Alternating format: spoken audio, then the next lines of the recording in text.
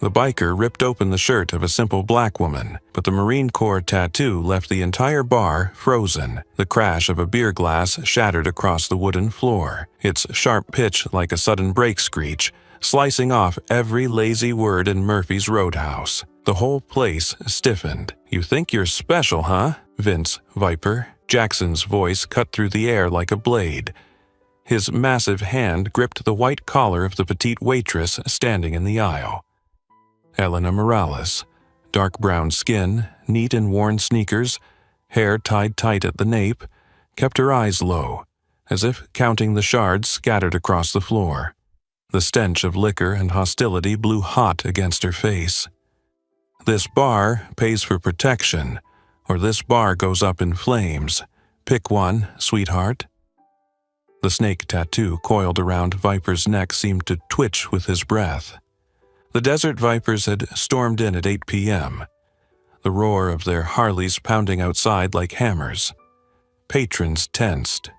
Construction workers in canvas shirts, long-haul truckers, an older married couple, 3 men in baseball caps with unit pins. At the corner table, Sheriff Tom Bradley, weathered face, 55, set his coffee down, his dry hand resting near the pocket where his phone lay still. Behind the bar, Jake Miller, 25, wiped glasses nonstop. Spotting the skull logo on the bikers' vests, Jake muttered, "They're the ones who torched Rossetti's in Oceanside." Helena only nodded, folding napkins into flawless triangles, each edge straight as if drawn, not a fraction off. Viper strode in like a conqueror. His shaved head gleamed under dim yellow light, his grin too sweet to be real. "Tonight, we'll have a few drinks, then a little talk." The word talk dripped with meaning, understood without saying.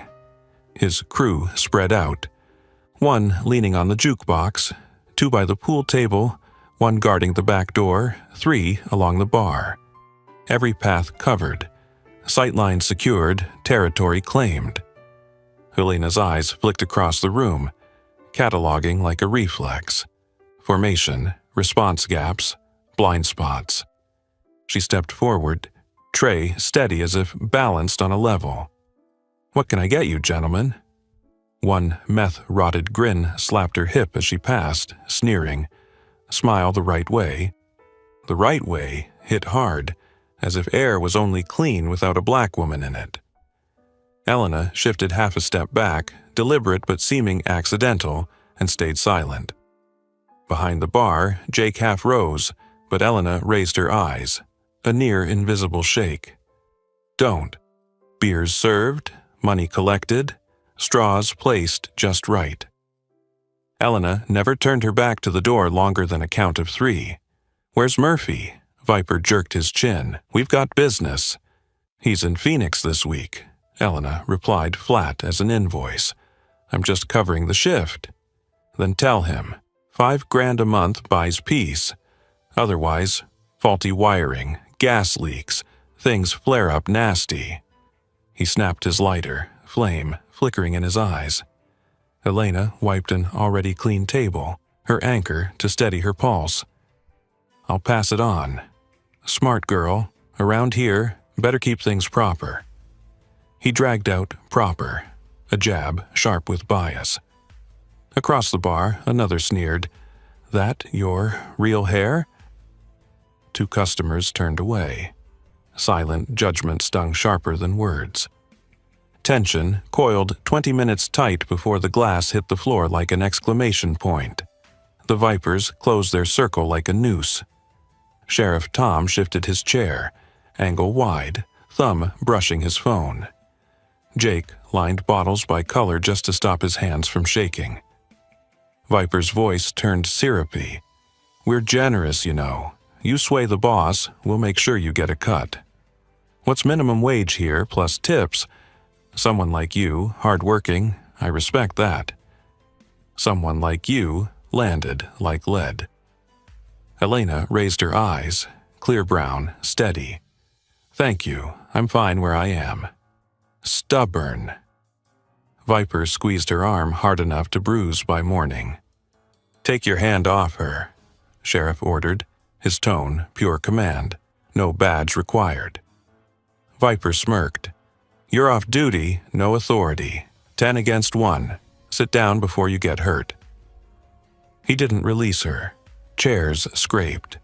The 3 men in caps rose slow, unit pins flashing, one rolling up a sleeve to reveal an eagle inked bold. "Tom, it's okay," Elena said softly. "They're leaving soon."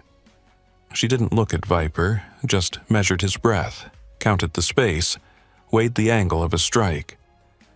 Viper leaned close, his breath thick as smoke. "What's your problem? Think you're better than us? Or you forgot the rules for your kind?" Your kind. Rules. Thin knives of coded hate sliding across the floor. His other hand clutched her collar. Jake gripped a bat behind the counter. Sheriff inched, then froze. Elena's foot had already pivoted, weight sunk, arms loose, stance trained for close combat. "Call Murphy now," Viper barked, "or this night gets ugly." "Can't," Elena answered, voice taut as reins. The sound tore the room in half. Rip. Fabric shredded from collar to chest. Her shirt burst open. Elena stiffened a beat, black tank top clinging to her shoulders, exposing a canvas of dark ink across her back. The bar went silent. The jukebox swallowed its own tune. Every eye dragged toward the image emerging through torn cloth. An eagle, globe and anchor, etched in black, ringed by scars that couldn't be faked. Elena didn't move, but the air shifted like before a storm. Her shoulders squared, chin lifted, gaze unshackled. No stance, no strike, just presence. Inside her, an old switch flipped. Civilian to warrior. Viper froze, fist still clutching torn fabric. He stared at the tattoo like a drunk waking cold, trying to piece symbols. USMC insignia, the words First Force Recon, scars scattered like a war map. His mistake stood branded in ink. From the corner, Sheriff Tom exhaled almost a chuckle. Force Recon. He left it at that. Elena turned just enough to show them all. Then she spoke, voice transformed. "Mr. Jackson, you just destroyed my property. You owe me an apology." The silence thundered louder than any shout, and everyone knew. From this moment on, Desert Vipers didn't set the rules anymore. Through the torn fabric, the eagle, globe and anchor spread across Elena Morales' shoulder like a declaration without words. Beneath it, the bold ink of First Force Recon stood out like an official stamp. Along her flank were jagged scars from shrapnel. Near her left shoulder blade, a round mark, an exit wound. Lower still, a long, crooked line disappearing beneath her waistband, telling of a blade that once cut across. For those who knew how to read them, these marks were a battlefield record. Elena did not move her feet. She didn't raise a fist, didn't posture. Yet a power with no name filled the room, the power of one who had walked into places everyone feared, and returned. "Mr. Jackson," she said, her voice the same, soft in tone, steel in spine. "I believe you owe me an apology for tearing my shirt." Viper faltered, mouth opening, then closing. You're... Elena turned fully, letting everyone confirm with their own eyes. A few phones came up, some hands pulled back, sensing this was no moment for spectacle. She fixed Viper with her gaze. Stephen Jackson, dishonorably discharged 6 years ago for trafficking military equipment, founded Desert Vipers 3 years ago. Currently named in 4 arson investigations and 2 aggravated assault cases. She paused a beat. I make it a habit to know exactly who's threatening my battle space. A tall man with silver hair rose from a shadowed corner, upright, his ice blue eyes freezing time. He didn't need to introduce himself. but he did anyway. Colonel Mike Harrison, retired. His eyes went to the tattoo, then to Elena's. Gunnery Sergeant Morales, Fallujah, 2004, I remember you. Elena's body shifted barely, the reflex of command etched in her marrow, shoulders squared, eyes set, chin dipped half an inch. Reporting, sir. 2 names seared through her heart. Williams, Chen. Flames extinguished, yet forever burning warm inside her chest. Behind the bar, Jake gaped, clutching the rag like an anchor to reality. At the next table, Maria Santos, the florist from down the street, set her glass down gently. Her voice broke like a memory uncorked. Navy corpsman, Camp Leatherneck. I was in pre-op when they wheeled you in. 60% burns, 3 bullet wounds, shrapnel enough to set off every scanner. She raised her eyes. That's who you laid hands on, Jackson. The back door rattled. 2 Vipers edging away, but blocking them stood 3 men. A brown-skinned man with a 3-chevron sergeant tattoo on his forearm, a tall black man with a pale vitiligo patch across his cheek, and a gaunt redhead with the look of winter soldiering. They didn't lunge, they simply existed. And that presence alone narrowed the exits into alleys with no honorable escape. Viper strained for face, his voice hoarse. We didn't know she was... Elena cut him off, quiet. Was what? A Marine, a woman, black, or all 3, the reasons you thought I couldn't stand here and hold you accountable? Someone let out a low, oh, not amusement, but because she had said aloud what lay unspoken. Sheriff Tom Bradley stepped forward, his hand visible on his phone. His tone was calm, but carried law. Miss Morales, do you want me to file assault charges and log the hate element? Too many witnesses here to ignore. Elena swept her eyes across the room. A small America. Many shades, generations, stories. Not yet, she said. If Mr. Jackson and his crew leave this place, never return, and end their racket with the bars around here. Right now. Viper glanced at the blocked exits, at the tattoo on her back, at the lenses quietly aimed. He sniffed. We will leave.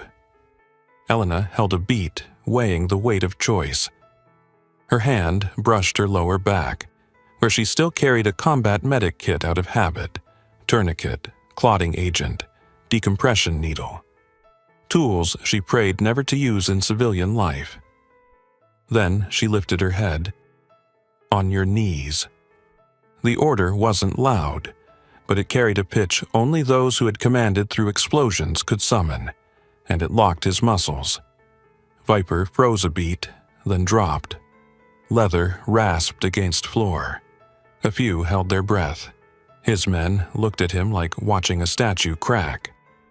Now speak, Elena said, eyes never leaving him. Apologize for touching me, tearing my shirt, threatening these people, and for your racial slurs. Clear. Viper's throat rasped dry. I apologize, I was wrong. We won't be back. Louder, Elena ordered. His voice rose. I apologize for assaulting you, tearing your shirt, threatening everyone here, and for my racist words. We will never return. No one clapped. Silence itself was a sentence.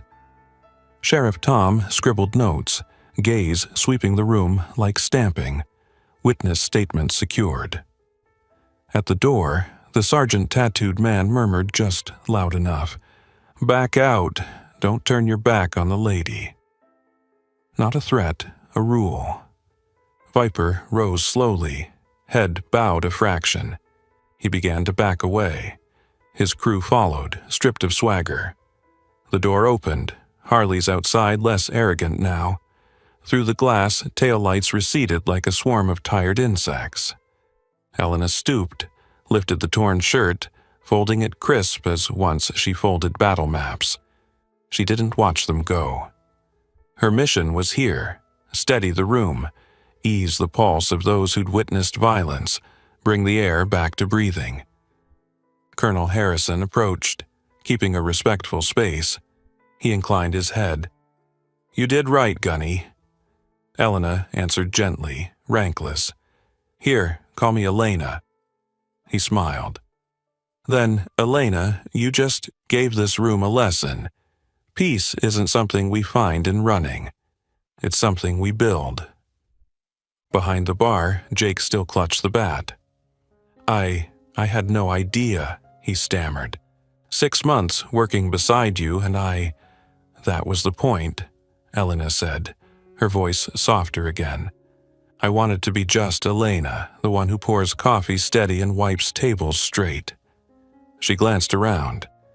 "But tonight, it seems people needed something else." And they would have it. Civilized, without vengeance. A chalkboard reading "Zero Tolerance for Hate" would go up. A shelf of books on black women in the military would appear. A safe intervention protocol would hang by the jukebox. But those were matters for later. For now, the black woman stood calm at the center of the room, sentinel steady, and spoke loudly enough for all to hear. "Everyone okay? Everyone okay?" Elena's voice carried out, and the echo of that question seemed to pull the whole room back into reality. Inhale. Exhale. Shoulders dropped, fists unclenched. A few chairs scraped softly back into place. The sound of wood against floor, as soothing as a bandage pressed over a cut. Sheriff Tom Bradley gave a short nod. He stepped to the center of the room, speaking loud enough for all to hear. "I'll file a report. Anyone who heard the racial remarks earlier, please write a short statement. Name, phone number. If that crew comes back or stirs up trouble elsewhere, we'll have a record." He didn't shout, didn't perform. He simply did the work of the law, a pulley lifting what's right out of slippery ground. Elena set her tray on the counter, picked up the torn shirt, folding each crease straight. She looked at Jake. "Water for table 4, extra cold towels. Anyone still shaking, make the drink sweet." The instructions were short, precise, like in a formation. Stabilize first, talk later. A burly white man in a wrinkled t-shirt approached the bar, face flushed with shame. The other night I asked where you were really from. I'm sorry." Elena nodded, her eyes softening. "Thank you for saying it straight.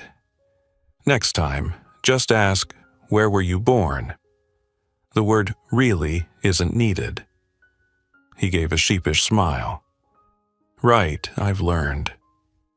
Maria Santos slipped through the crowd and placed a small bouquet on the counter, wild roadside flowers, carrying a green, fresh scent.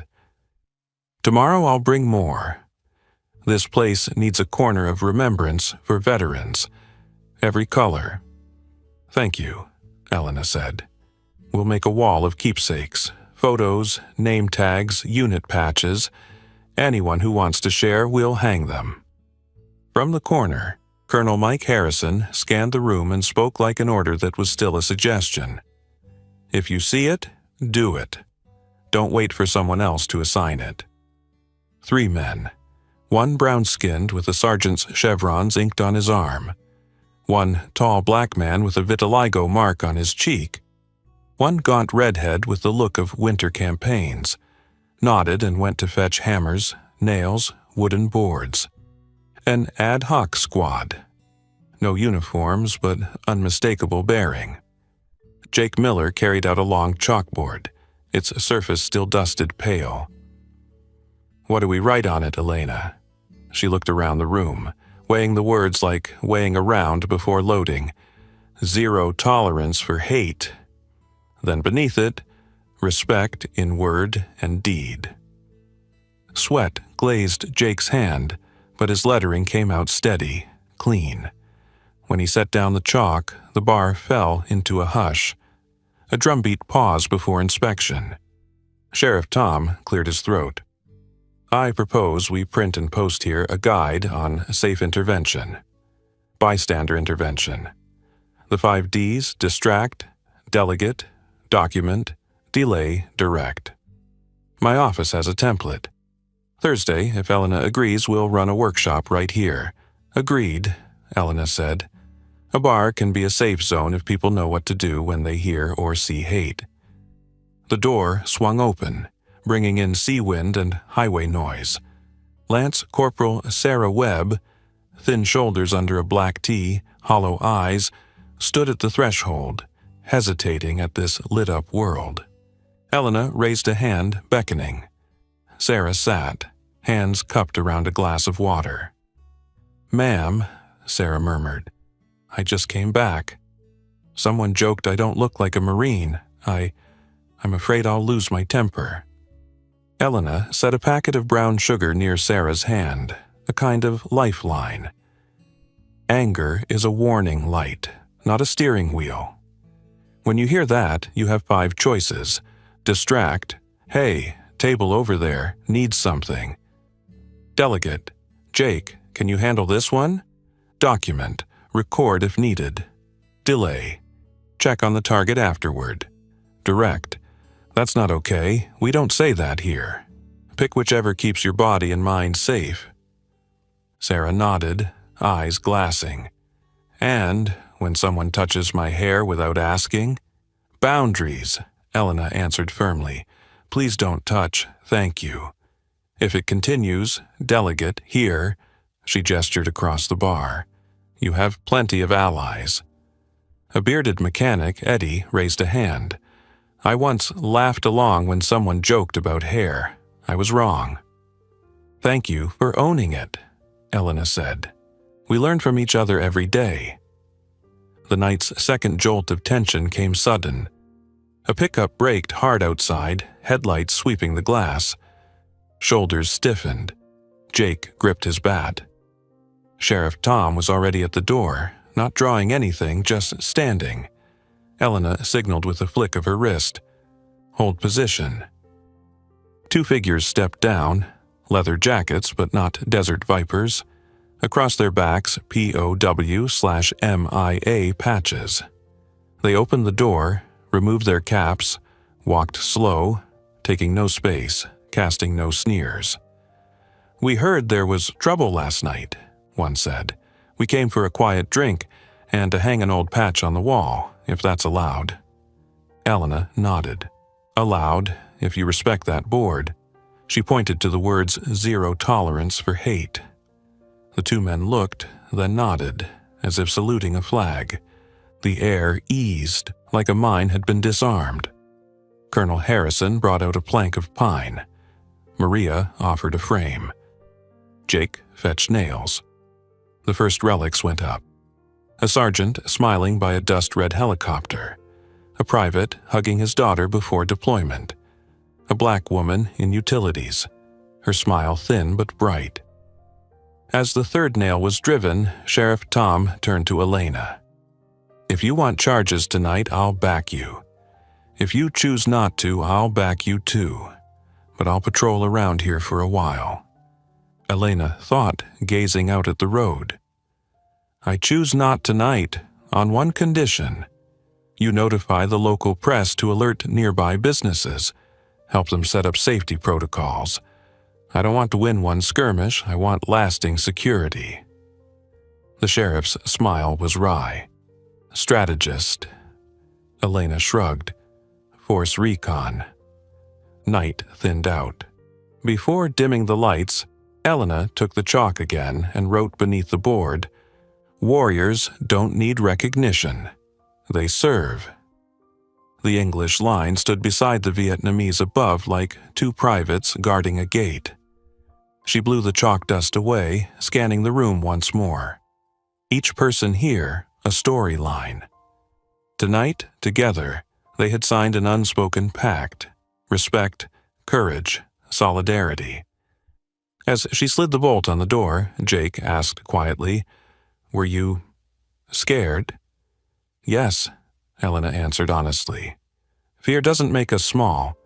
It steadies our hands when we know what we fear, and what we stand for. Outside, the sea wind tore through low shrubs. Inside, the chalkboard glowed under nightlight like a fresh vow. Saturday morning, the parking lot at Murphy's Roadhouse was unusually full. Rumors had spread like salt-meeting dew, sprinkled through every barbershop, gas station, and hardware store. People came to see the USMC tattoo, but stayed for something else. The feeling of safety without words. Sam Murphy returned from Phoenix and froze at the sight. A chalkboard that read "Zero Tolerance for Hate," a wall of photos, a brand new bookshelf labeled "Women of Color in the Military, PTSD and Healing, Bystander 5. D. Elena stepped out from the kitchen with a coffee pot. "Welcome back, boss." Sam scratched his head. "Elena, if you want to take a few days off, or even quit." Elena cut him off with a small smile. "I've still got the lunch shift. Besides, you'd better order more mugs. Business is about to grow." Sam laughed, relieved. "You're the manager I forgot to pay the title for." Around 10 a.m., a local reporter pulled up. Pressed shirt, notebook peeking from his pocket. "We'd like to write about the black female Marine who made bikers kneel." Elena lifted her eyes steady. "Write about Murphy's as a safe space for veterans of every color. Write about Thursday's 5D workshop, about the memory wall, about how the community stood up to hate without throwing a punch.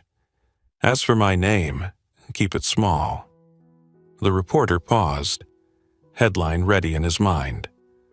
But Elena's calm gaze shifted his angle. "All right, that story is better." Lance Corporal Sarah Webb came back, wearing a T-shirt reading "Black Women Serve."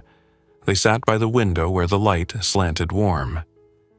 "I tried," Sarah said quietly. "When someone asked if my hair was real, I said, 'Don't touch, thank you.'" They stopped a second, then apologized.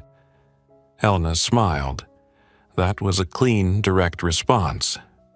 "But," Sarah hesitated, "I still feel small in a crowded room." "You don't need to be big," Elena said. "You need to be steady. Steady is knowing what you stand for." By noon, two strangers in checkered shirts and loosened ties sat down, ordered beers, and let slip. "So, who's the new boss here? Looks professional, like military, but a black woman?" That but slipped in like a thorn. The air dipped. Elena stepped forward, set down the beers, smiled politely. "Here, we say thank you when someone notices good service. As for but, leave it for conjunctions on paper. Want fries with that?" The men flushed red, stammering apologies. Across the room, Eddie the mechanic brushed a finger over the 5D board, as if to remind himself of the lesson. No tension needed, just correction. At that moment, Jake carried out a carton addressed to Elena. "No sender." She slit the tape. Inside was a velvet box, purple and gleaming when the light hit, a purple heart, a folded note in handwriting. "Gies de Morales. You left this at Leatherneck. Thought you should take it back. H.M. to Santos." Maria covered her mouth, eyes shining. "I don't remember." Elena shook her head gently. "You did, in some way." She lifted the metal, its weight resting in her palm like an era returned. The room fell silent. Elena did not pin it to her chest. She placed it in a glass frame Jake handed her, set it beside a photo of 3 Marines standing before a bullet-scarred wall in Fallujah. Beneath it, in Colonel Harrison's hand, "Heroes of Fallujah.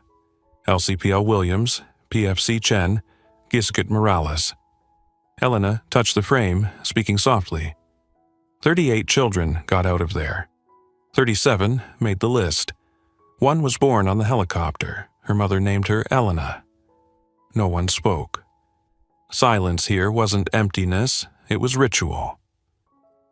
That afternoon, the 5D workshop was set. Thursday, 7 p.m. Sheriff Tom would bring a VA counselor, a JAG officer to explain legal frameworks for hate incidents, and a peer support group of local veterans of color. A hastily printed poster went up by the door. Speak to no. Act for safety. Toward evening, an old biker wandered in, jacket worn, helmet dangling.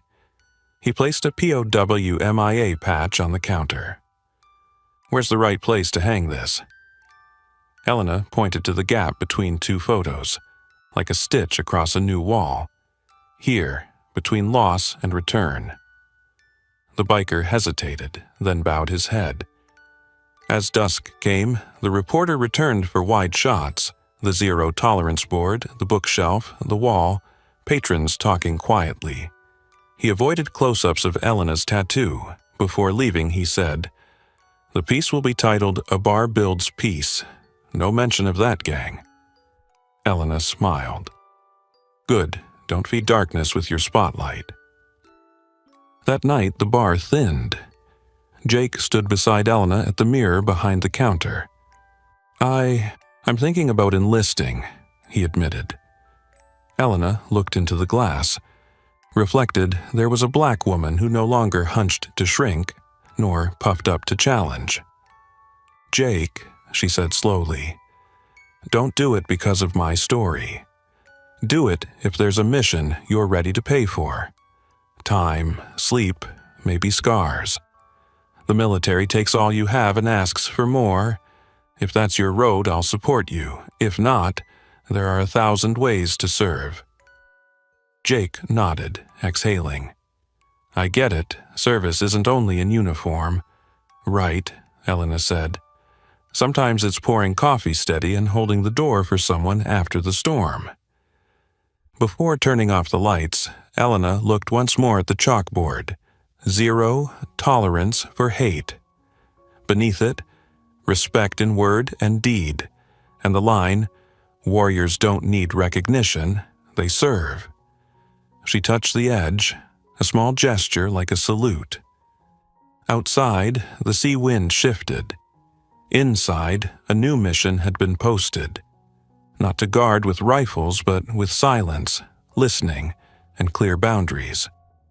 Tomorrow, the Desert Vipers might try again, somewhere, with someone. But tonight, at Murphy's Roadhouse, peace had been built. Not because of a tattoo, but because a community decided to stand together. And Elena, once intent on hiding, had chosen to be seen. At the right time, in the right place, in the right way, semper fi, in everyday life. Thursday, 7 p.m. Murphy's Roadhouse had its chairs arranged in a half-moon, leaving a clear ice lane down the middle for speakers to walk. Near the jukebox hung the chalkboard, "Zero tolerance for hate." Beneath it, respect in word and deed. The new bookshelf was stacked with titles on black women in the military and safe intervention handbooks. Elena Morales checked everything as if before a mission. Exits unobstructed. No blind spots in sight lines, both entry and exit doors anchored by someone holding the corner. Sheriff Tom Bradley arrived on time, followed by two guests, Dr. Marcus Reed, a VA counselor, scholarly frame and warm baritone, and JAG Lieutenant Alyssa Grant, hair neatly pinned, slim file in hand. Colonel Mike Harrison was already there, leaning against the wall, surveying like an officer watching over a unit. Maria Santos set out a pot of mint tea. Jake Miller taped a poster beside the board. Bystander Intervention, 5D. Lance Corporal Sarah Webb claimed a front row seat, her Black Women Serve t-shirt catching dust sparkles in the light. The sheriff opened, calm and steady. "Tonight isn't a witch hunt. It's about learning how to stand together. We'll talk through the 5Ds, distract, delegate, document, delay, direct, and we'll practice." He nodded to Alyssa. Alyssa stepped up, laying out 3 concepts like boundary stones. A hate incident doesn't always break the law. A hate crime is bias-driven conduct that does, and can carry enhanced penalties. The other night we saw assault, tearing a shirt, plus coded language. Your written accounts are invaluable. They're our shield." She smiled lightly. "And the best shield is prevention. That's why we're here." Dr. Reed moved into the center, palms open like an invitation. "Our bodies have alarm bells. Ever smelled gasoline and felt your heart race like a drum line? Ever heard a coded slur and felt your hands sweat? Normal, nothing shameful. Now, everyone, let's do the 5-4-3-2-1. 5 things you see, 4 things you touch, 3 sounds you hear, 2 smells, 1 taste. Bring your body back to now." The room joined in. Chairs shifting, tape crackling, mint tea in the air, salted peanuts on the tongue. Necks loosened. Elena stepped forward, tray balanced as always. "I'll set the scenarios. Jake, Sarah, help me." She turned to the room. "We'll try 2 voices. The service voice, smooth, saving face for all. And the command voice, sharp, clipped, used when safety is threatened." The room murmured at how seamlessly she switched tones like flipping a switch. Scenario 1. "Is that your real hair?" Jake played the rude customer. Sarah, the target. Elena passed by, distract. "Sir, fresh apple pie just came out. Want a slice?" Then direct. "We don't touch people's hair here. Thanks for respecting that." After, to Sarah, delay. "You okay? Want to move to a quieter table?" The room clapped, soft but in agreement. Scenario 2. "Is this your card?" A microaggression, doubting a black customer's credit card. Elena used delegate. "Jake, check if the POS system is lagging at table 7. In reality, Jake moved closer to witness. Then direct. If the system verifies, no further comment is needed. Scenario 3. Belligerent drunk. Dr. Reed added document. A bystander filmed safely from distance. Hands it to the sheriff if needed for legal action. Alyssa interjected, chalking codes on the board. Phrases staff could use without alarming patrons. Double black coffee. Discreetly call 911. Apple pie for 8. Lock the back door. Pull people to the safe core. Calm seas equals situation contained. Civilian enough that anyone else will mishear, except those trained, Alyssa winked. An hour in, Eddie the mechanic hauled in a box of security cameras. Got 4 solid ones, 1 for back door, lot, bar, front, wires tucked clean. Colonel Harrison studied the floor plan, adjusting for blind angles. Elena added, "Move this shelf to the opposite wall for a clear lane. Rotate that table 30 degrees to see the rear door." Small tweaks turned the room into a space of shared visibility. At the close, the sheriff handed out an incident log form. Date, time, parties, short description, action taken. This is gold with the DA if things escalate. 9 people volunteered for a watch group, not to fight, but to be there. Arriving early, staying late, sitting near doors, observing. Elena reminded, no chasing, no confronting outside. Call the sheriff. We're not a night patrol, we're a community. Dr. Reed closed with a 4-7-8 breathing exercise. The room felt lighter, like a camp broken down after training. People clapped shoulders, swapped numbers. Sarah walked out clearer-eyed. "I'll volunteer Saturday night," she said. Elena nodded. "Saturday's busy." "Good." As folks dispersed, night wind rattled the wooden sign. Elena dimmed the lights, checked the locks. At the back door, her shoe crushed something brittle.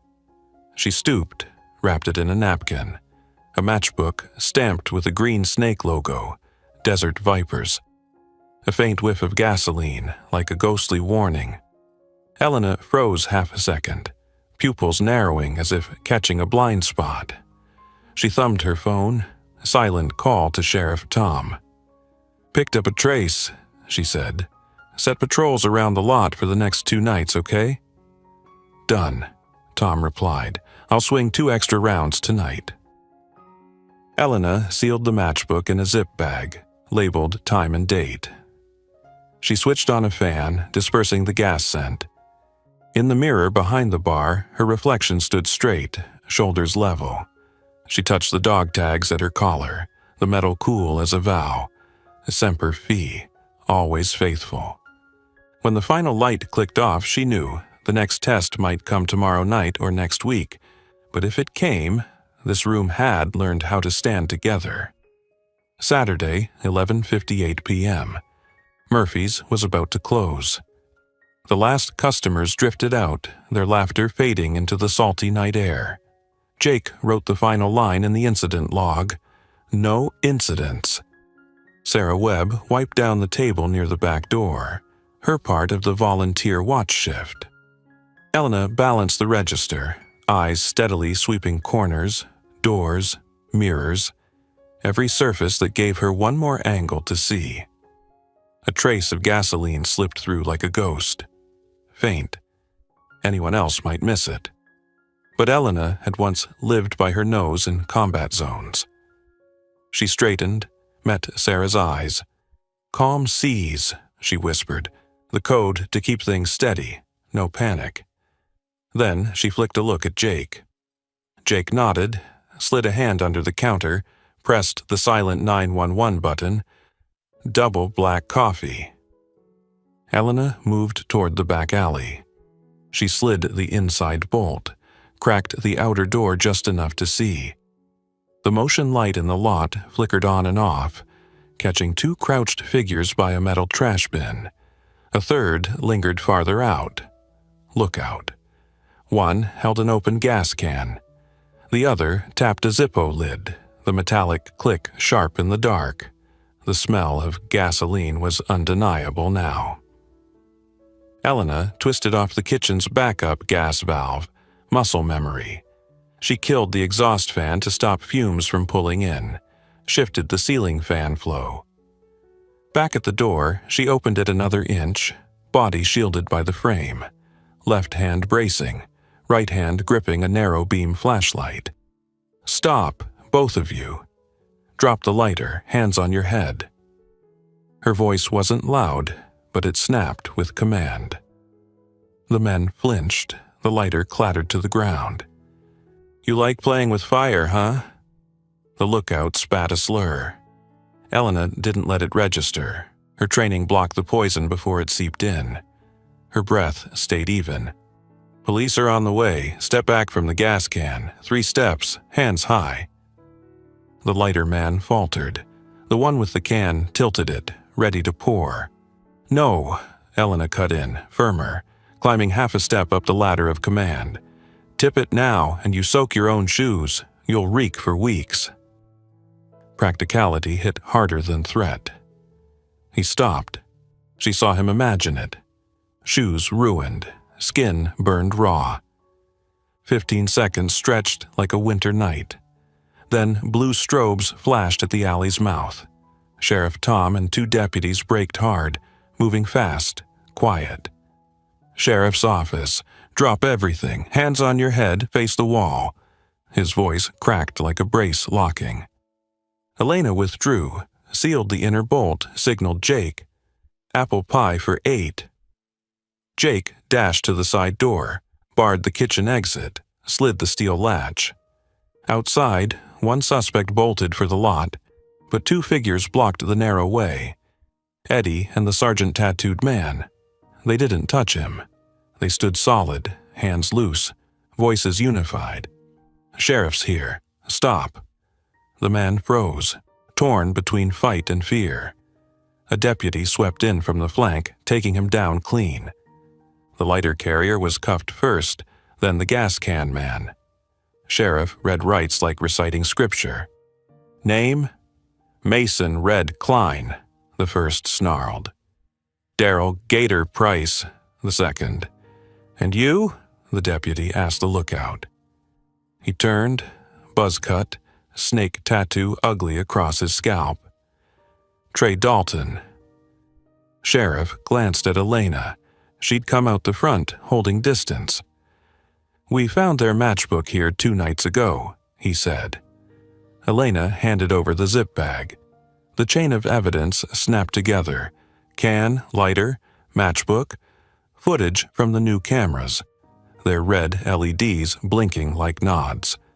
Inside, a sound broke. Sarah, frozen at the counter, eyes wide, knuckles white. Elena moved to her, delay. "You okay?" Sarah swallowed. "Fine, just the gas smell brought me back to Kandahar." "Deep breath," Elena said, steady hand on her shoulder. 5, 4, 3, 2, 1. "What do you see?" "The chalkboard. Coffee cup, clock, light, your hand." Her exhale came long, shoulders lowering. Outside, deputies searched the men. In one pocket, a scrap of paper. "Murphy's, spook 'em." Sheriff's eyes hardened. Spook with gas is still a crime. His voice wasn't angry, just the weight of a hammer dropped exact. He looked to Elena. "Thanks for calling early and staying calm. No one hurt, no fire. That's good." Alyssa Grant arrived minutes later, hair damp with night mist. She examined the evidence, nodded. Intent plus accelerant plus threat equals serious. If the DA pushes, bias motive may enhance sentencing. Did anyone capture that slur in the alley? A patron raised a phone. "I documented from behind the curtain, didn't get close." "Perfect," Alyssa said. "Your clip protects everyone, not just today but next time too." The air inside tensed, then twisted again. A young man, flushed red with anger, burst out, "These punks need a beating to remember." Elena turned, direct. "No, we don't hit people. We hit behavior and ideology. Our part is protection, evidence, procedure. If you want to fight, fight like adults." Her words were a pan of water set on a cooling burner, steam easing down. Colonel Harrison nodded slowly, voice measured. "Discipline makes a unit." Tonight was strong because there was discipline. Eddie guided the young man aside, murmuring, "We stood, we blocked, we called. That's enough. The rest is law's job." The youth sagged, tension unspooling. Sheriff bagged the can, lighter, gloves. "Call the fire marshal for a morning sweep," he ordered. Then to Elena, "I'll request a wider trespass order for Murphy's. And I'll stop by the other bars, share tonight's lesson." "Elena, please include the 5D part. Don't just teach them 911. Teach them to stand together." As patrol cars rolled off, softer sounds reclaimed the room. Glass washer hum, rag wrung in water, breathing. Sarah sat by the bookshelf, leafing through a chapter on a black female sergeant in Desert Storm. Jake logged, date, time, gas smell, 3 suspects, document secured, no injuries. Maria wiped the counter slow, as if erasing the last shadow of fear. Helena stood at the door, watching the yellow-black tape flutter in the alley. She didn't feel triumphant, just relieved that the right thing had been done the right way. Inside, the chalkboard still bore her line.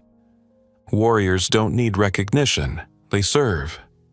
She touched its edge, chalk dust fine on her fingertips.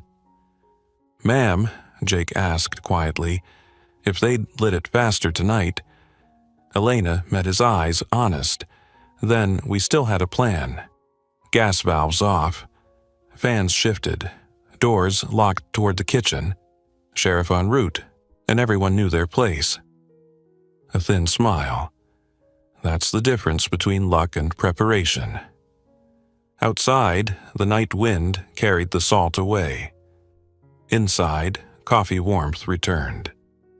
As Elena dimmed the lights, leaving one strip over the memorial wall, she thought, Peace doesn't shatter from a stone tossed on water when there are already rings. Each person a circle of defense. Tonight, the rings held, and she, a gunnery sergeant who had laid down her rifle, was still on guard with skill, discipline, and community. Semper Fi, even when the smell of gasoline lingers in the back alley. Monday morning, sea mist lay thin as tracing paper over the highway into the county seat. Elena Morales drove her beat-up pickup toward the courthouse, Jake Miller and Lance Corporal Sarah Webb in the back seat. Up front, Maria Santos held a bag stuffed with the incident log, crime scene photos, and copies of camera clips. Sheriff Tom Bradley had arranged to meet them on the courthouse steps. JAG Officer Alyssa Grant and VA Counselor Dr. Marcus Reed waited with their own stacks of papers. Colonel Mike Harrison came last, khaki jacket on, his old cap dangling from his wrist. "Bail hearings, just the first step," Alyssa said, calm as stone. "We'll request a no-contact order, a trespass order, 1,000 feet around Murphy's. Attempted arson and conspiracy are strong enough for high bail.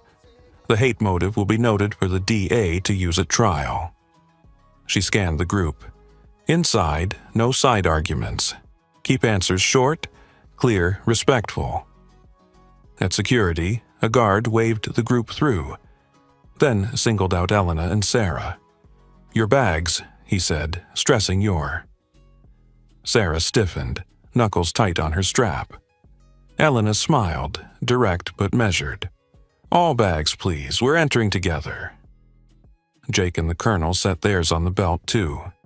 The guard flushed, waved them all past. Sheriff Tom lifted an eyebrow at him, a quiet lesson without a word. The hallway outside the courtroom was crowded. 2 local reporters and a small TV crew lingered. A blonde MC thrust a mic at Jake. "A bar turned fortress of safety. Don't you think that's an overreaction to the safe space trend?" Jake froze, deer in headlights. Elena laid a light hand on his wrist, faced the camera. "Safety isn't a trend. It's a basic right. Murphy's isn't a fortress. It's a community living room. In that room, words and actions both deserve respect. That's all." The MC's face fell. No gasoline for her fire. But the camera caught Elena's eyes, steady, not hostile, not pleading. Inside, the 3 suspects from the back alley incident stood behind the rail. Mason, Red Klein, Daryl Gator Price, Trey Dalton. Their lawyer in a dark suit hit the familiar notes.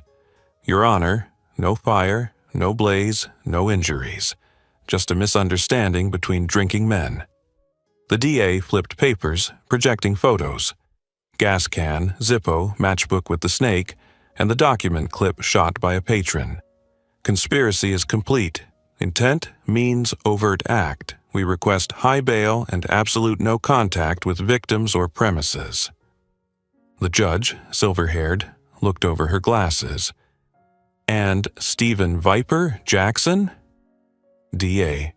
"Warrant issued, Your Honor." The gavel cracked. Bail. $150,000 for Klein, $150,000 for Price, $100,000 for Dalton, 10% for release. No contact and trespass order covering Murphy's Roadhouse, 1,000-foot radius. No firearms. First violation, remand. She glanced at the community group. "Those filing, hold order, hold evidence, hold composure." When it ended, a reporter barked, "Do you have a message for the biker gang?" Elena stood straight. "For everyone. Everyone has the right to get home safe, including the defendants' families. We don't name people. We name behavior and end it." The answer slipped the trap of fighting words, leaving a silence that made listeners think. In the hallway, Alyssa handed Elena a media ground rules sheet. No hypotheticals, no security details. Repeat the goals: safety, respect, law. Dr. Reed pulled the group aside, led a short 4 to 7 to 8 breathing drill. Body before brain, he grinned. Breathe first, talk after. That afternoon, back at Murphy's, Elena posted a safety plan beside the chalkboard. Codes: double black coffee equals 911, apple pie for 8 equals lock the back, COM-Cs, Sacker's stable. 5. D. Distract, delegate, document, delay, direct. Diagram, exits, gas valves, fan switches. Sheriff's night number. Principle, no chase, no out-of-bounds confrontation, life safety first. Texts buzzed around. Viper's gone.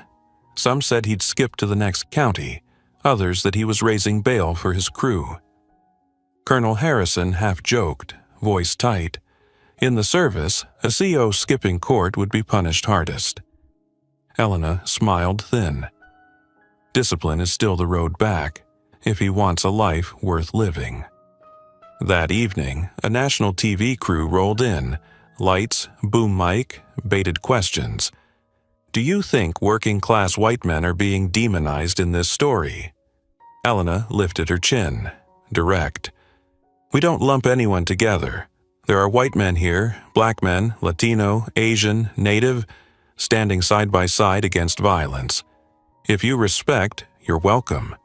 If you threaten, you're stopped. Skin color isn't the measure. Behavior is. The boom mic lowered.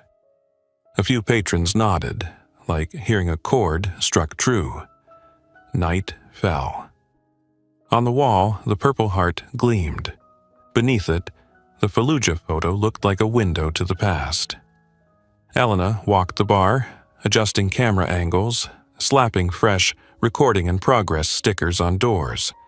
Jake updated the incident log in neat blue pen, like a soldier's journal. Date, time, outcome. Sarah showed an older woman how to speed dial 911. Maria gathered names for weekend night volunteers. Before sliding the bolts, Elena stood before the chalkboard. 0. Tolerance for hate. Respect in word and deed. Warriors don't need recognition. They serve. 3 lines, like 3 locks securing the room. She didn't know where Viper was, lost in the night fog. She only knew that tomorrow, Tuesday, Veterans Night, they would hang more photos, read more names, and maybe connect with those far away. And perhaps peace would rise again. Another layer laid over a fresh crack. Tuesday night, Veterans Night. Murphy's Roadhouse glowed warm like a holiday living room. Maria Santos spread sand-colored tablecloths, setting a jar of wildflowers beneath the Purple Heart. Jake carried out a tray of apple pie for 8, a joke on the code that made the whole room chuckle. Sheriff Tom, crisp in white shirt and blue tie, chatted with Dr. Reed.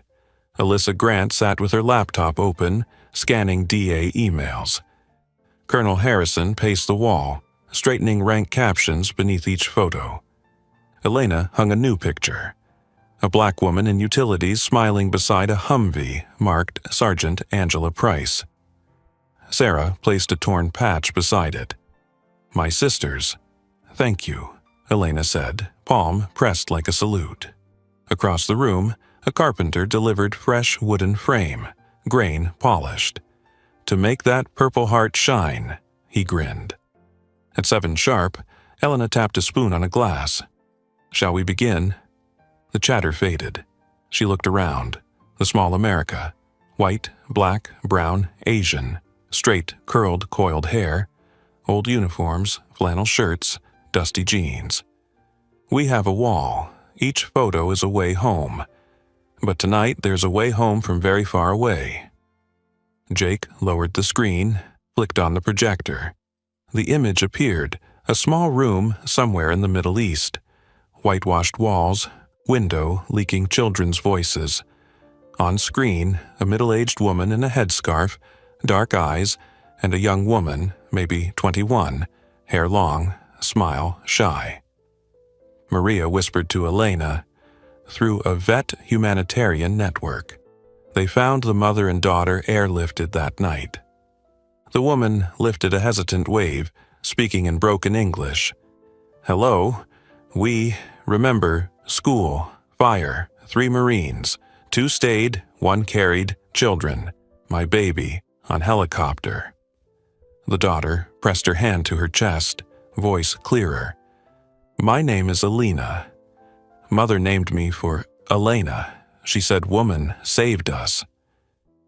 Her voice cracked, half from bad connection, half from feeling. The room held its breath. Elena stepped closer, not too near, as if afraid to touch a fragile memory. "Hello to you both," she said slowly, each word placed soft. "We remember you, every night.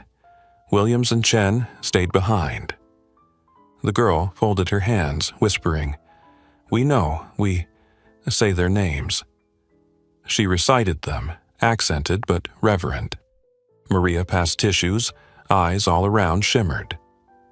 Dr. Reed suggested a minute of silence. They rose, fan blades hummed. A clock ticked. A minute stretched like a bridge across desert between 2 halves of the world. When they sat, Colonel Harrison cleared his throat, telling briefly of phantom fury. Heat, dust, blasts, and a school of children curled in fear. He ended flat as iron. "Discipline and humanity, that's what kept us alive." At the bar, a stranger in a worn leather coat muttered, "Touching night." But leave politics out of a bar. The air sagged one note, the kind people had learned to catch. Elena didn't strike direct. She distracted gently. "More apple pie? Fresh from the oven." Then she delegated, nodding at Jake. Jake stepped in, calm. "Veterans Night, stories of service, not politics. Here we keep respect in word and deed." The man nodded, sheepish. Nearby patrons delayed, checking if he was okay, needed a new seat. The ripple broke, no one drenched. The screen still glowed. Alina pulled a worn sheet from her pocket, a blurred photocopy of 3 Marines before a bullet-riddled wall. She held it to the camera, smiling. "We keep this, always." Elena covered her mouth, eyes blazing wet.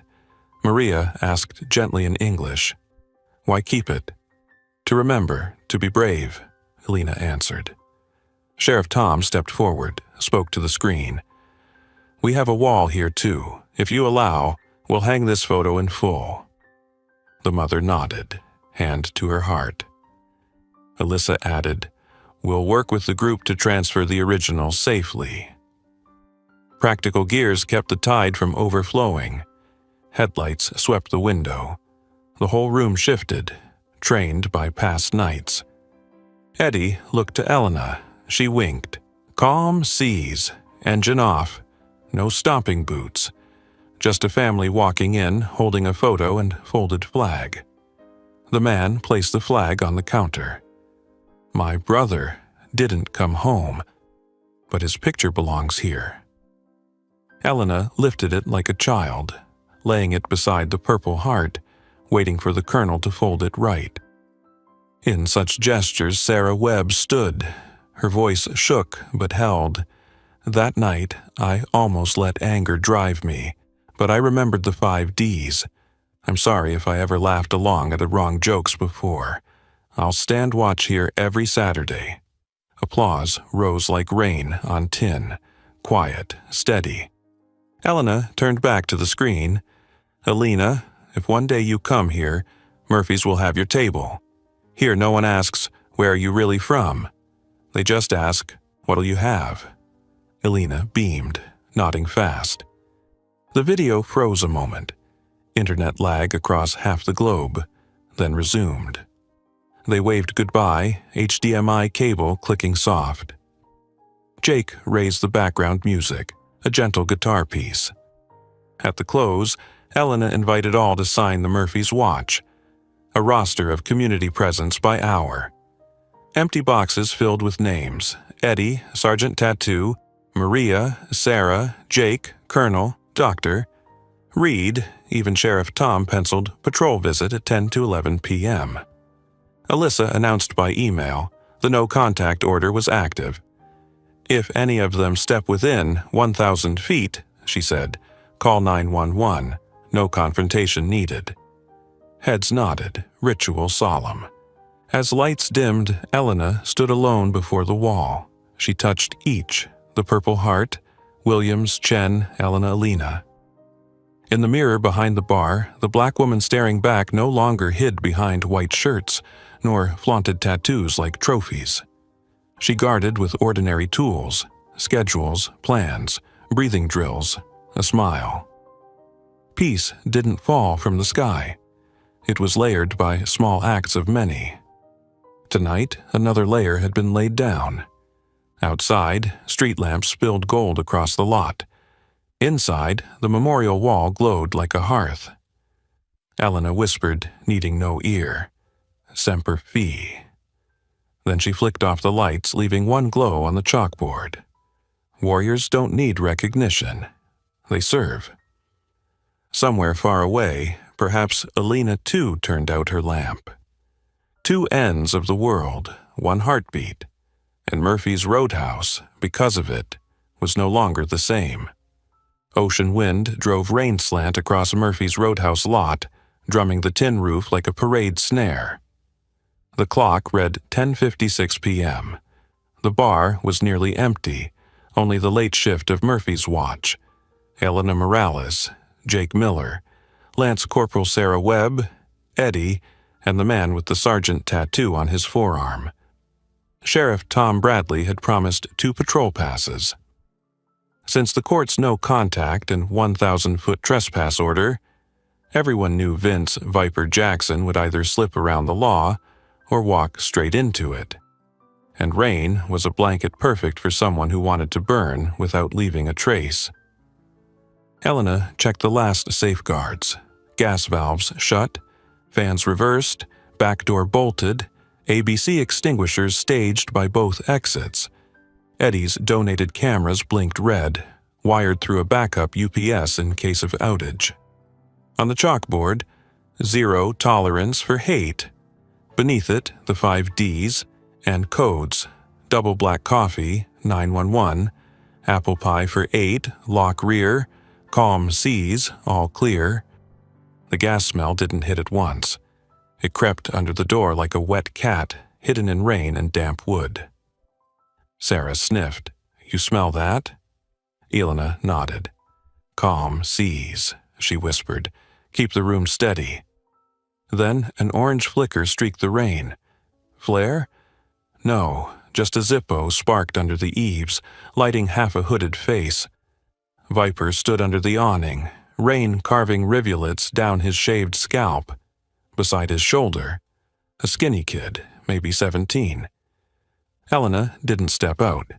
She planted herself in the front doorway, framed, one hand resting on the extinguisher like on a hilt.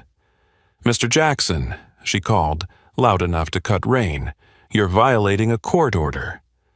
Viper smirked, rain glossing his scalp. "Just passing through. Thought I'd talk. Running this county now, huh? Figures."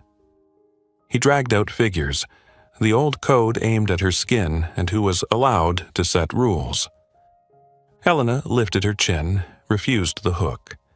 "Leave the 1,000-foot radius now." Her left hand flicked the porch light, flooding the entry in white. The kid flinched, squinting. "Relax, sweetheart," Viper shrugged. "I'm alone, just talking. Don't rile the neighborhood, the right kind of bars like peace." His peace meant shut up and pay. Elena didn't answer. She signaled Jake. He bent as if to pick up a rag, thumb pressing the hidden buzzer. Double black coffee. 911 new. Viper spread his arms, playing harmless for the cameras. Then he jerked his head at the kid. "Throw it." The boy froze half a beat, then pulled from his raincoat a rag soaked in gas, wrapped in plastic. Zippo snapped. Rain battered the flame, trembling like a dying firefly. A gust bent it toward the rag. "Stop!" Elena's voice cracked like a bolt. "Drop it! Step right, 2 paces, hands up!" She yanked the extinguisher pin, squeezed. A white jet burst short and sharp, slicing between flame and rag, snuffing it flat. The rag sagged, dead on wet ground. Viper hadn't expected the quick cut. He spun, snarled at the kid, "Useless!" The boy shrank, staring at foam on his shoes. Elena saw his hands tremble like wet rope. "Hey, son," she said, direct but gentle. The service voice, not command. "Set it down, step into the light. No one touches you. You have your own choice." The boy flicked eyes at Viper, kid catching the stink of real trouble. Viper roared, "Don't move!" But the porch light was too bright, cameras too clear, and the fear in his chest too heavy. He dropped the bag, stepped 2 steps into the light. "Apple pie for 8, Elena murmured. Sarah slid the rear bolt, ushered the last 2 patrons into the core. Eddie and the sergeant-tattooed man shifted, one inside, one by the glass, hands open, shoulders low, eyes wide, present but not pushing. Sirens knifed rain at the road's end. Viper staggered half a step back, then forward like testing a line. "You think you've won," he sneered, spitting coated bile about keeping this place clean. "Don't bring the wrong kind here. Safe spaces making men soft. Old poison from America's dustbin." Elena let it wash like rain off a roof. "You're on camera," she said, clear and slow. "You're breaking court order. Leave now, or wait for cuffs." Viper sneered. Patrol lights burst blue-red. Cruisers blocked both ends of the lot. Tom Bradley stepped out, raincoat hooded, megaphone booming. Stephen Jackson, face down, hands behind head. Viper froze, eyes dazzled. Then he edged back, then turned to run. "Don't," Elena ordered the room. "Direct. No one chase." She knew adrenaline begged to rush the door. Discipline held them. Eddie planted feet. The sergeant-tattooed man pointed deputies out, heels rooted. A deputy swung wide, cut the angle, took Viper down clean. He cursed, thrashed, stilled when cuffs bit. Sheriff read rights over the rain. Another deputy draped his coat on the boy. "Name?" "Noah Briggs," the kid stammered, voice thick with regret. "He told me just to stand watch. I didn't mean—" Elena stepped to the threshold, not beyond. "Noah, you chose the light. Law handles the rest. But tonight you saved yourself." The boy bowed, rain mixing with tears, nodding hard. Alyssa Grant arrived minutes later, near midnight. She reviewed the evidence: soaked rag, Zippo, bag, camera pulls. Violation of no contact, violation of trespass, attempted arson. With Jackson's priors, DA will pursue full. Noah, if you cooperate, will push for diversion. Hope sparked in his eyes. Inside, Sarah trembled. Elena DeLay, "You okay?" "I heard the Zippo, and it felt like sand whipping." 5, 4, 3, 2, 1, Elena guided. "Wood chair, William's photo, wall clock, cinnamon in the pie, salt on your lips." Sarah's shoulders eased, breath steady. Sheriff Tom came in, raincoat dripping. He scanned, no injuries, fire doused before birth, evidence sealed. He nodded to Elena, his praise short as always. "Good?" The room chuckled. They knew his language. Viper was hauled off, swallowed by the storm. Noah sat by the door, wrapped in a deputy's coat, waiting for his guardian. Eddie brought hot cocoa. The boy avoided the memorial wall, ashamed, maybe afraid of the mirror it held for him. Elena logged the night. Date, time, Viper breach, ordered rag thrown, snuffed with ABC, 911 by code, no injuries, 1 minor diverted, cooperative. Her script ran straight, neat as her folded napkins. Rain softened outside. On the board, the old line still held. Warriors don't need recognition. They serve. Tonight, Service was standing at the threshold, keeping the whole room from fire. Before bolting shut, Elena looked at Noah. "Tomorrow? Come in the afternoon. I've got dishwashing work, real pay. Condition: on time, learn 5D, no Viper's code in here, deal?" Noah nodded, firmer now. Another ring spread across the water. Rain cleared, wind shifted. Night closed like a door clicking into place. Elena exhaled, light. Discipline had held them once again. 2 weeks later, the county courthouse was packed for the preliminary hearing. Stephen Viper Jackson shuffled in wearing an orange jumpsuit, the snake tattoo on his neck, once defiant, now faded under the harsh neon lights. The DA laid it out clean: violation of no contact and trespass orders, attempted arson, prior convictions, camera footage, Murphy's logs, physical evidence, plus transcripts of his coded slurs filed as aggravating factors. Alyssa Grant sat at the prosecution's table, steady as a freshly honed blade. The defense tried to spin. "My client was just talking. There was no fire. What's called racism here is just interpretation." The DA played the recording, Jackson's own voice snarling, "Keep this place clean," the right kind, and his order to throw the gas rag.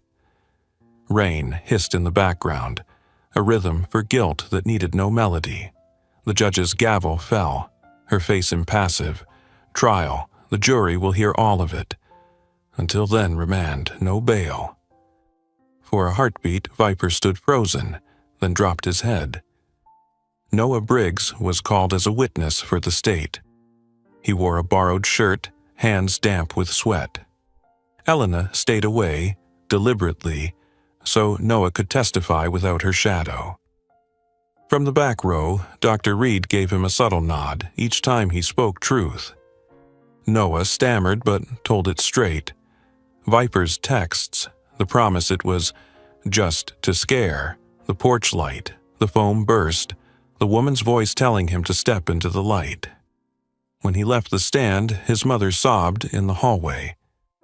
Alyssa leaned down, explaining diversion, community service, counseling, supervision, an off-ramp from a criminal record if he followed through. Word spread quickly. Jackson held without bail. Klein, Price, Dalton cut deals with the DA, probation, suspended sentences, lifetime ban from the district. Elena didn't pop champagne. She wiped tables, poured coffee, and hung 2 new photos on the memorial wall, one of the first 5D workshop, everyone holding placards with the 5 steps, and one Elena had mailed, the original, sharp and framed. Beneath each, Jake wrote in neat script like a prayer. Discipline saves lives. Kindness keeps them. Murphy's watch shifted. Less tension, more constancy. Fewer gawkers came to see the Black Marine. More came to learn how to stand together. Workshops became regular, once a month on safe intervention, once on mental health support. Sheriff Tom brought the fire marshal to teach exit plans. Alyssa ran Q&As on rights and duties when witnessing hate. A new plastic card went on the door. Murphy's Code of Care, a civilian creed Elena drafted. Respect in word and deed. Use 5D according to safety. No chasing, no out-of-bounds confrontations. Record incidents. Don't condemn people. Protect the vulnerable first. Noah started dish shifts 3 nights a week.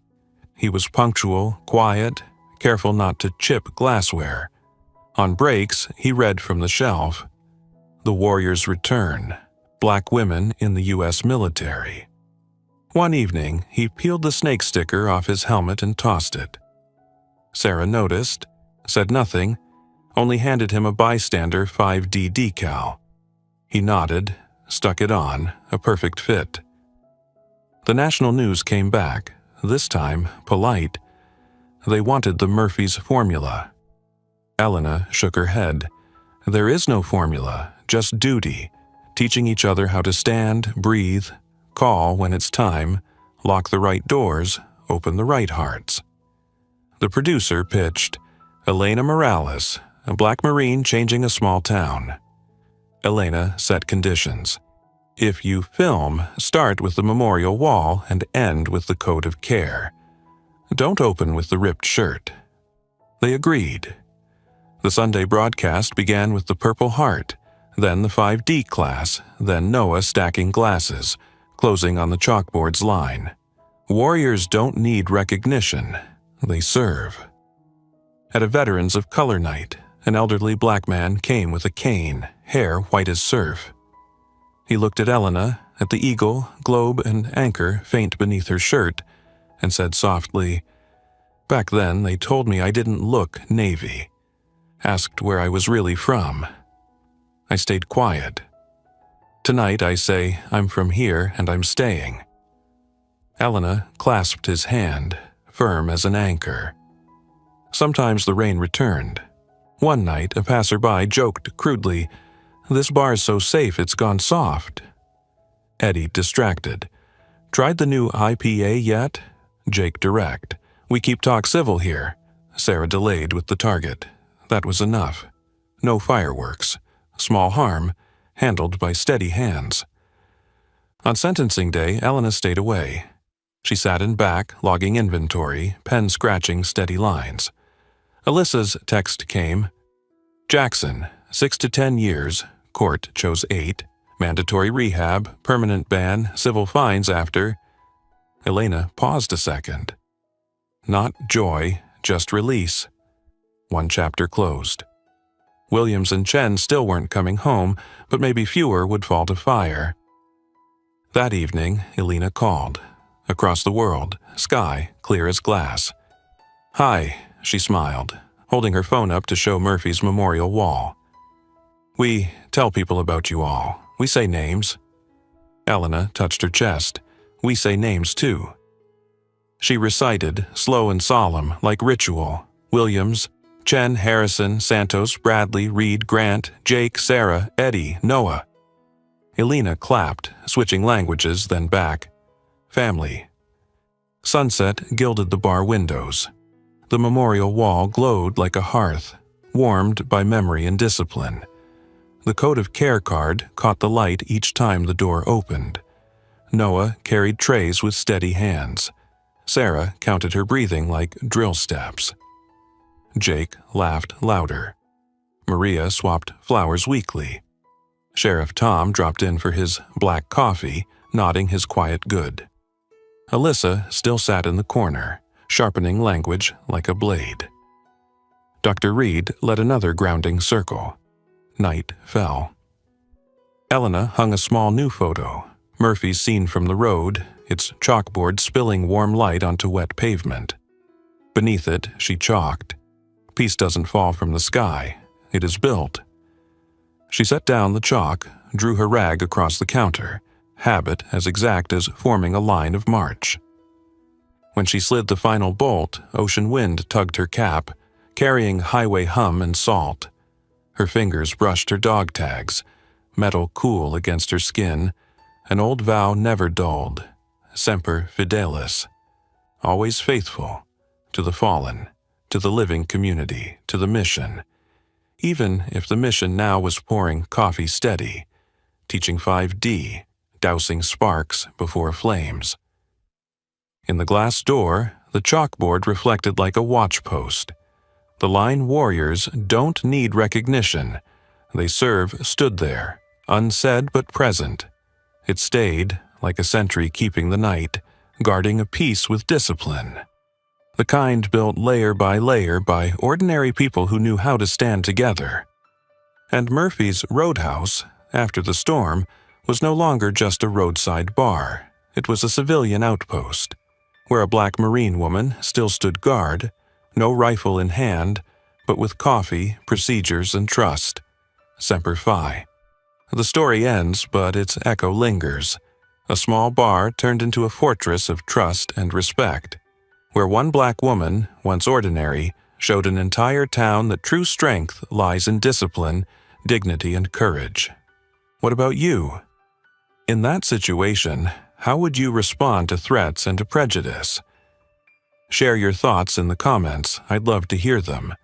And if this story inspired you, don't forget to like, share with your friends, and subscribe to the channel for more stories full of tension and meaning.